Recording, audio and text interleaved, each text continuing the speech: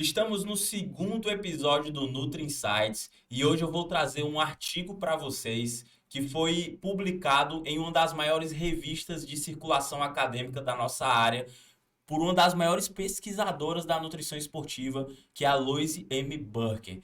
Ela utilizou nesse estudo três tipos de estratégias nutricionais diferentes. Uma dieta low carb, high fat, com baixo carboidrato e alto consumo de gordura. Uma dieta com alto consumo de carboidrato, e os participantes do estudo faziam todos os treinos com muito carboidrato, com o glicogênio cheio. E uma dieta que também tinha um alto consumo de carboidrato, mas esse carboidrato era periodizado ao longo do dia. Os atletas faziam 2 treinos por dia e um dos treinos eles faziam com baixa disponibilidade de carboidrato, porque a estratégia ela mudava o time do consumo de carboidrato.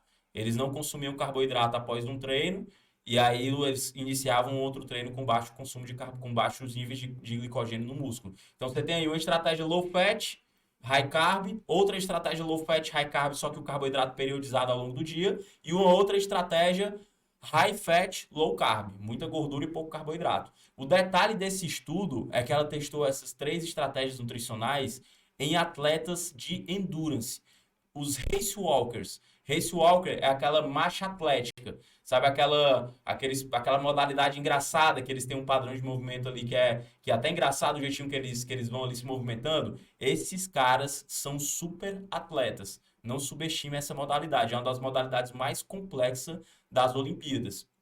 O que acontece é que, para você ter uma ideia, esses atletas eles conseguem fazer uma média de velocidade de 16 quilômetros por hora em uma distância de 25 km.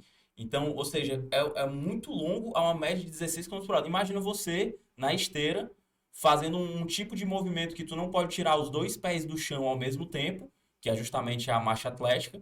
Uma das regras é quando você vai correr, você dá tipo aquele pulinho, você tira os dois pés do chão, né? Nessa modalidade, o atleta ele não pode tirar os dois pés do chão. Então é como se fosse uma caminhada. E caminhando, eles fazem 16 quilômetros por hora. Olha que sobre-humano que é isso. Eu, por exemplo, não consigo caminhar nem acima de 7 quilômetros por hora na esteira. Imagine mais do que o dobro dessa velocidade. Né? Então, o que acontece é que a Louise M. Burke ela é uma grande pesquisadora porque ela consegue controlar muito bem a metodologia dos estudos. Para vocês terem uma ideia, ela forneceu cada refeição durante todo o período do estudo, ela forneceu cada refeição para cada atleta e tinha um pesquisador do laboratório junto com o atleta, morando com o atleta durante todo o período do estudo. E esses pesquisadores acompanharam cada refeição desses 29 atletas e, além disso, eles acompanharam cada sessão de treino também. Então, foi um estudo muito bem controlado. É muito difícil no universo da nutrição você realizar um estudo tão bem controlado, porque é diferente. Nós, nutricionistas, como quando vamos avaliar a metodologia de um estudo, para saber se aquele estudo é confiável ou não, você tem que analisar o nível de controle que os pesquisadores tiveram em relação à dieta.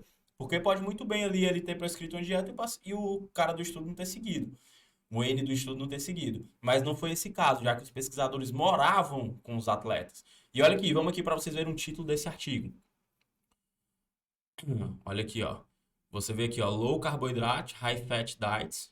Então aqui ele já dá logo a visão do resultado do estudo, né? Então, não vou falar, pode atrapalhar a economia do exercício e ser negativo para a performance em atletas de elite, race walkers. Né? Por que ela falou atletas de elite aqui? Olha o nível dos atletas que foram estudados nesse estudo. Ó. Você tem um dos atletas aqui, era 7 vezes ele já teve 7 medalhas olímpicas entre 2008 e 2016.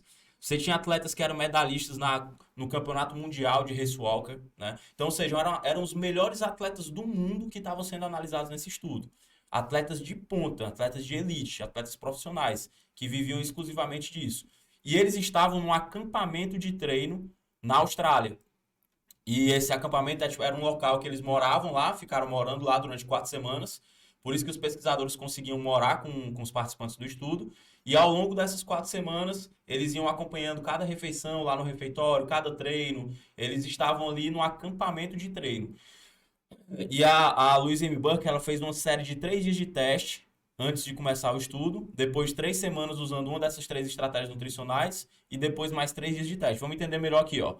O primeiro ponto que a gente tem que pegar na introdução desse artigo, ela começa a fazer uma dissertação ali sobre a história do consumo de carboidrato para performance. E ela cita um estudo bem antigo, olha aqui, ó. Esse estudo foi de 1919. Você vê que é até diferente as letrinhas aqui, né? Mas o que é que esse estudo mostrou? Ele mostrou que o carboidrato, ele tem um rendimento energético de 5,5% maior do que a gordura. Como é que você consegue identificar o que é o rendimento energético? É mais ou menos assim, ó, quantas gramas de carboidrato que eu tenho que transformar em ATP, e aí eu faço um esforço, quanto de oxigênio eu estou colocando para dentro? Se você faz um esforço e você está botando menos oxigênio para dentro, é sinal que você não está gastando tanta energia. Então, esse pesquisador ele conseguiu analisar em um indivíduo, quando ele usa a gordura como fonte de energia, quanto de oxigênio ele tem que botar para dentro? Quando ele usa o carboidrato como fonte de energia, quanto de oxigênio ele tem que botar para dentro? Quanto menos oxigênio você precisa inspirar, melhor é o rendimento energético daquele macronutriente, daquela fonte de energia. Então, o que a gente sabe é que quando você transforma gordura em energia, você tem um rendimento energético menor do que quando você transforma carboidrato em energia. Então, isso significa que a glicose e o carboidrato é um combustível mais eficiente para a contração muscular do que a gordura. Beleza, a gente tem isso aqui já desde 1919, então dos primórdios da nutrição esportiva. E aí ela colocou um outro estudo aqui na introdução de 1967, um estudo um pouco mais avançado que foi quando começaram a ser utilizados as técnicas de biópsia muscular. Para que serve a biópsia muscular? O pesquisador ele tira um pedacinho do músculo e ele consegue avaliar a concentração de glicogênio do músculo daquele atleta, daquele indivíduo. Então, a partir desse momento, onde inventou-se essa técnica, essa metodologia, você começou a avaliar a quantidade de glicogênio que tinha dentro do músculo do atleta antes de iniciar um exercício e a performance que ele vai ter. E foi daí que começou a os pesquisadores começaram a descobrir vários insights em relação ao consumo de carboidrato. Olha só esse estudo aqui, ó. Ele tinha uns dias na semana aqui, ó, como é que é a metodologia? O estudo de 1967, como desenhozinho diferente aqui, né? Então, olha só, segunda-feira eles faziam uma dieta mista, e aí eles faziam um dieta mista que tinha ali uma quantidade específica de carboidrato, de gordura, de proteína, e aí eles realizavam um trabalho. Depois eles faziam uma dieta só com proteína e gordura, ó. Eles faziam ali o teste, aí esse teste é um teste contra o relógio, que é isso, eles tinham que fazer um esforço físico. Desculpa, o nome desse teste é tempo para exaustão. Tempo para exaustão. Eles tinham que fazer um esforço físico numa intensidade específica, eles ficavam na mesma intensidade, e aí quanto mais eles tinham que passar o máximo de tempo possível naquele esforço. Esse é um teste chamado de tempo para exaustão. O mesmo nível de velocidade ali, a mesma carga, e aí eles têm que passar o máximo de tempo naquele mesmo esforço. Então eles começavam segunda-feira com dieta mista, faziam essa prova, e aí depois dessa prova, eles faziam uma dieta só com proteína e gordura.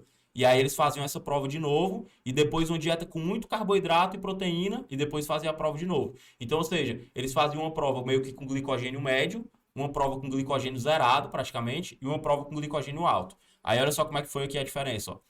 Todo mundo fez os testes nas mesmas condições, ó. Aí o que é que o pesquisador fazia? Ele tirava ali um pedacinho do músculo do atleta antes de começar a prova, e aí ele via a concentração de glicogênio que tinha no músculo do atleta, e depois o atleta ia lá e fazia a prova. Foi o que se constatou, ó. Quando o atleta começava com um nível de glicogênio baixo, cerca de 0,6 gramas de glicose para cada 100 gramas de músculo, ou seja, depletado, ele conseguia ficar fazendo o esforço só por 59 minutos, certo? Quando o atleta conseguia iniciar a prova com glicogênio médio, depois da dieta mista ali, ele conseguia bater aqui 126 minutos. E quando ele estava com glicogênio cheio, depois da dieta high carb, depois de 3 dias comendo dieta com muito carbo, ele conseguia esticar a performance para 189 minutos. Então, olha só aqui esse gráfico, ó. Esse gráfico é um gráfico que correlaciona que quanto maior a concentração de glicogênio, maior foi o tempo para os atletas chegarem à exaustão. Então, acho que isso é bem óbvio para a gente, né? Quem treina aqui sabe disso, né? Quem treina sabe que consumir carboidrato, iniciar o treino com a reserva com estoque maior, vai gerar uma performance melhor, tanto em exercícios de força como em exercícios também de endurance, né? Como é o caso aqui dessa prova, beleza? E aí, só que nas estratégias nos guidelines mais atuais da nutrição, como por exemplo esse daqui que foi publicado nesse jornal aqui do Canadá, certo? Foi uma posição aqui do American College of Sports Medicine, na verdade. Então, olha só a conclusão que eles tiraram dessa posição. Foi um dos artigos que a Louise M. Burke também colocou aqui para utilizar como referência na introdução. O consumo e o time, que é o momento que você vai comer o carboidrato, deve ser prescrito de acordo com a necessidade de combustível de treino. Alto carbo é necessário em competições e treino muito intensos, mas podem ser desnecessários em sessões mais leves, onde a intensidade não é tão importante. A quantidade e o momento de ingestão de carbo deve ser personalizado para o atleta e periodizado dentro de vários micro e macro ciclos de treinamento e competição. Por que que por que que esse guideline chegou nessa conclusão? Porque pensa bem comigo, ó.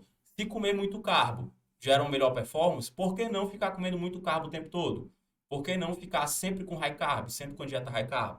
E aí vamos aqui que vocês vão entender agora, ó. O que é que acontece? Ó, isso aqui, imagina que é dentro da célula muscular, certo? Nós temos dois combustíveis principais para utilizar como fonte de energia. Utilizar aminoácido como fonte de energia é mínimo. Quase que a gente quase o aminoácido ele quase não é utilizado como fonte de energia para sustentar o exercício. Quando você está durante um exercício físico, você usa gordura e carboidrato, ácidos graxos livres e glicose. São essas duas fontes de combustível, beleza? O que é que acontece? Ó, quando você inicia um treino com baixos níveis de glicogênio, quando você inicia um treino depletado, você estimula mecanismos celulares que vão aumentar a biogênese mitocondrial, a formação de novas mitocôndrias. Isso favorece o metabolismo aeróbico e o metabolismo lipídico. O que é que acontece? Ó? Quando você começa com baixos níveis de glicogênio, você estimula um sinalizador intramuscular chamado de AMP quinase, certo? O AMPK, por sua vez, ele vai estimular a entrada da PGC1-alfa, que é um gene-chave que tanto um fator de transcrição-chave, tanto no núcleo da célula como nas mitocôndrias. E a entrada da PGC1-alfa no núcleo e nas mitocôndrias vai aumentar justamente a densidade mitocondrial, ou seja, ela vai fazer com que essas mitocôndrias se tornem mais robustas, têm mais proteína, elas têm um metabolismo melhor, e a PGC1-alfa, quando vai no núcleo da célula, ela vai aumentar a produção de novas mitocôndrias. Então, ou seja, quando você inicia o treino depletado, você tem um mecanismo intracelular que vai estimular a biogênese mitocondrial. Agora, deixa eu te fazer uma pergunta. Onde é o centro do metabolismo aeróbico? A gente está falando de atletas de endurance, né? Qual é o local que é gerado energia no metabolismo aeróbico? É justamente na mitocôndria. Então, se você tem atletas que têm mais mitocôndrias no músculo, se você tem atletas que têm uma densidade mitocondrial mais densa, se você tem atletas que têm mitocôndrias que funcionam melhor, consequentemente você tem atletas que têm mais performance. Além disso, quando você diminui a ingestão de carbo pré-exercício ou durante o exercício, você aumenta justamente a lipólise, né? Porque qual é o que é que inibe a lipólise lá no tecido adiposo? A insulina. Quando você come o carboidrato, você sobe a insulina vai inibir a glicose, vai entrar menos ácidos graxos livres no músculo. Isso acontece tanto no tecido adiposo subcutâneo, mas também no tecido adiposo que tem dentro, encrostado ali no músculo, intramuscular. Então, o que acontece é que quando você começa o treino com baixos níveis de carboidrato, além de ter menor insulina, você também tem mais adrenalina. E essa adrenalina também vai estimular a lipólise e isso vai ocasionar uma maior entrada de ácidos graxos dentro do tecido muscular. Então, se você começa o treino depletado, comendo pouco carbo, você vai ter menos glicogênio no músculo e você vai ter uma entrada maior de ácidos graxos livres dentro do músculo.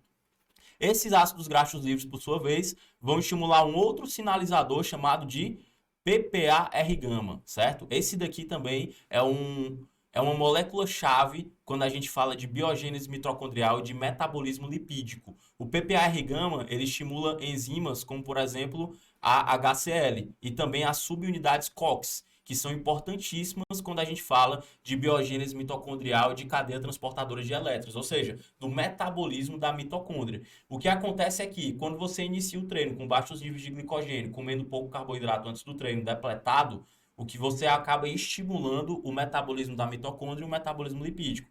Caramba, Davi, então, tô vendo aqui que fazer um baixo consumo de gordura parece que pode ser um baixo consumo de carboidrato, perdão, pode ser positivo para a performance. Será que é realmente positivo para a performance? Foi justamente isso que a Louise M. Burke quis questionar com esse estudo que foi tão bem controlado. Olha só, ela pegou 29 race walkers daquele nível lá que a gente conversou, né, caras que são atletas de ponta, e eles faziam um consumo de 40 calorias por quilo de peso. Então ela equiparou o consumo calórico de acordo com o peso. Só que eles eram separados em três grupos. Você tem aqui, ó, um grupo high carb o tempo todo, alto consumo de carboidrato, 9 pessoas, olha aqui, ó, 60 a 65% de carboidrato, 15 a 20% de proteína e só 20% de gordura. Eu tenho 10 pessoas no grupo periodizado, vocês vão já entender esse grupo periodizado aqui no próximo slide.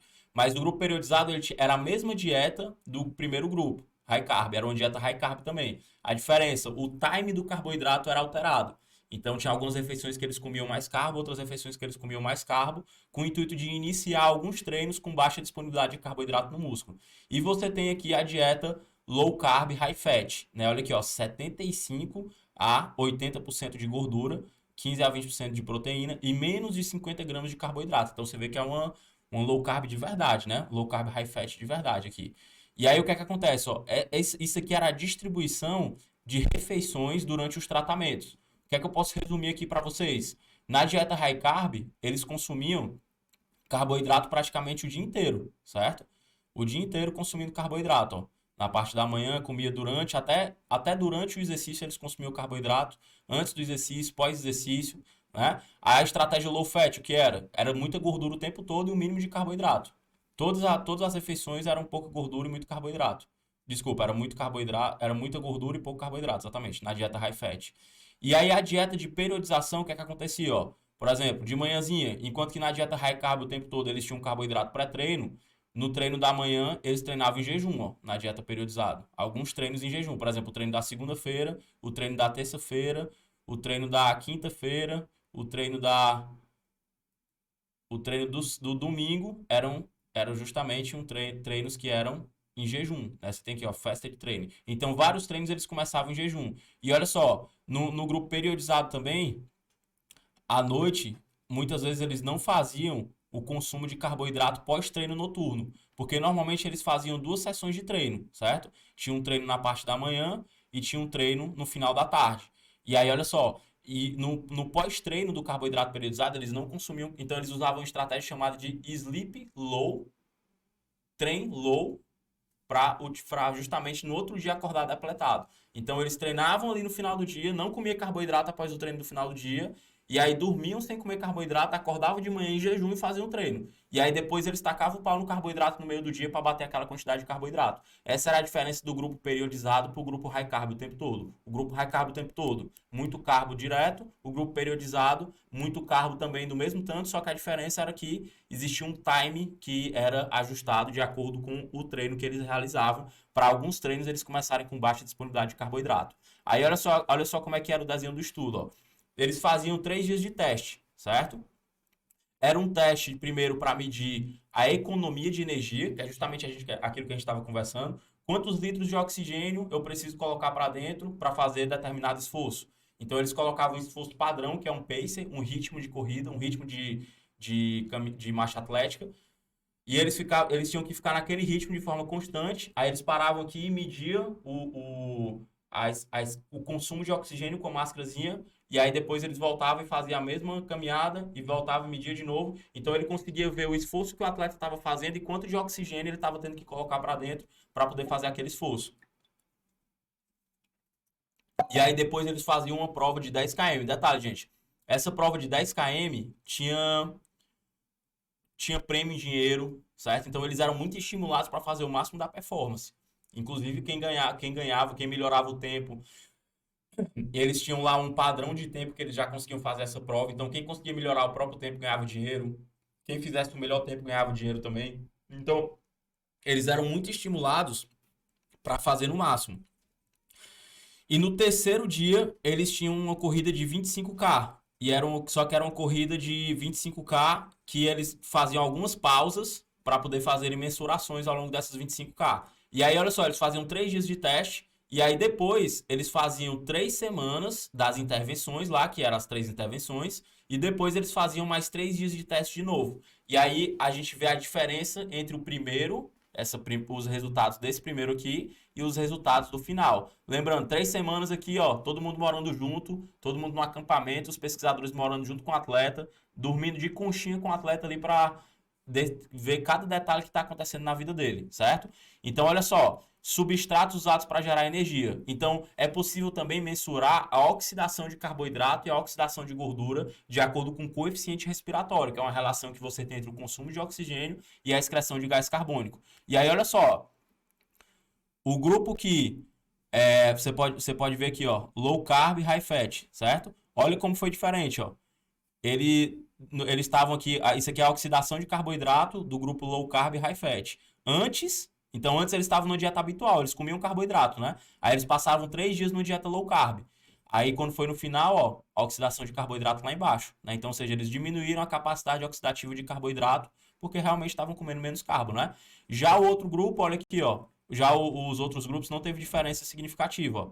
Eles continuaram oxidando carboidrato do mesmo jeito antes e depois das 3 semanas. Eles estavam comendo muito carbo o tempo todo, né? Agora, olha a oxidação de gordura. Houve um aumento significativo na oxidação de gordura do grupo low carb high fat. Então, você percebe que ele realmente teve uma melhora no metabolismo lipídico.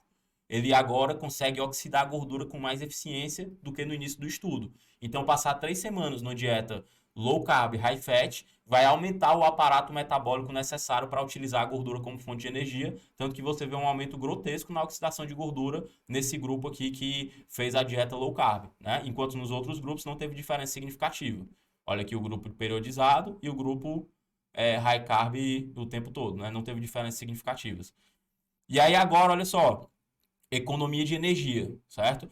Eles faziam primeiro um pacer de 50 km. O pacer é o ritmo. Então eles pegavam aqueles atletas e aí eles definiam qual era o ritmo qual é o ritmo desse cara aqui para 50 km. Quando ele faz uma prova de 50 km, qual o nível médio dele, qual o pacer dele, qual é o ritmo de corrida dele, o ritmo de velocidade que ele percorre. E aí eles pegavam esse ritmo de velocidade e ficavam medindo o consumo de oxigênio para saber quanto de oxigênio ele estava colocando para dentro para poder manter aquele ritmo de velocidade.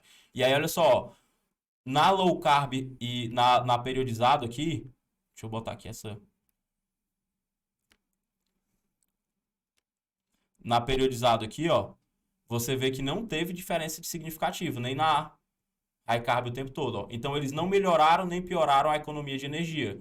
Agora na low carb high fat, na primeira prova, ó, eles estavam aqui, ó, o consumo de oxigênio. Na segunda prova, eles aumentaram o consumo de oxigênio para fazer o mesmo esforço. O que é que isso significa? Que os atletas eles estão tendo que fazer um esforço maior para realizar aquela mesma intensidade. Eles estão tendo que, na verdade, utilizar mais, colocar mais oxigênio para dentro para produzir aquela mesma quantidade de energia. Entende? Então, ele diminui a eficiência metabólica aqui. Então, o período de low carb fez com que esses caras eles diminuíssem a eficiência metabólica. Vocês lembram que quando a gente falou no começo do estudo, uma referência que a Louise M. Burke utilizou lá de 1900 e lá vai pedrada, né? 1921. Foi um estudo que ele avaliou que quando você usa carboidrato como fonte de energia, você tem uma economia de energia do que quando você usa a gordura como fonte de energia. Então foi isso aqui que ele notou nesse estudo, ó. Houve uma piora na economia de energia agora que essas pessoas estavam fazendo uma dieta low carb, high fat. E aí olha aqui no pace de 25 km, a mesma coisa, ó. Também houve uma piora na economia de energia.